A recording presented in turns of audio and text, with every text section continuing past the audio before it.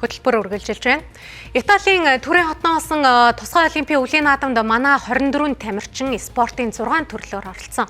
За ингэхдээ 5 алт, 10 мөнгө, 6 хүрэл нийт 21 медаль хүртэж өнөөдөр өглөө эх орондоо ирлээ. Ингээд хэцүү хүмүүст оролдоод тэгээд аим хэцүү байсан. Тэгээд хэцүү тэгээд багшаахаа яриг сайн сонсоод тэгээд тэмцээнд орсон. Алт мөнгө медаль авсан. Олон улсын хүүхдүүдтэй өрсөлдөх ер нь ямар байсан? Аим хэцүү байсан. Надаас том хүүхдүүдээсэн би тэгээ хамгийн жижигхэн байсан болохоор тэгээд амар хэцүү тэгээд хурдан явал тэгээд хэцүү байсан. Манай Монголын тамирчид ер нь хамгийн залуу тамирчид байсан тий. Дандаа ер нь 15-аас дээш настай хамгийн ахмад нь 25 настай юм тамирчид байсан. Тэгээд маш их онцлогтой байлаа.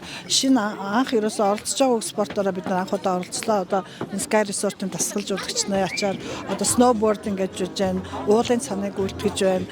Спортын бүжиг гэж байна. 3 төрөл шинээр ингээд орсон. Тэгээд аль нь дээр нь аюул сайн амжилт гаргалаа. Бэлтгэл сайн байлаа. Засны гуталтай гүйлтийн төрөлд 7 тамирч оролцсон байна. Хүүхдүүд оролцсон 3 төрөлдөө медаль баримт шалгарсан юм а. Тамирчид маань 800 м, 400 м-т хөвгүүд болоо октын төрөл алтан медалийг авсан. Мөн 25 м-т алтан медаль авсан.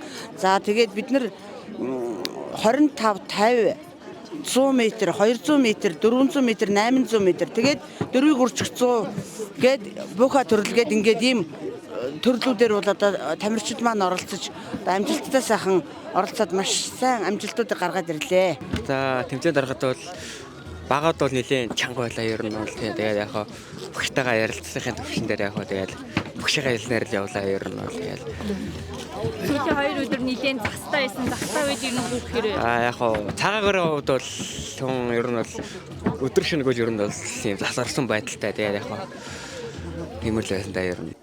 Тусгай олимпиад оролцсон тамирчдын 50% нь орон нутгийнхан бол 70% нь эмэгтэйчүүд байгаа юм.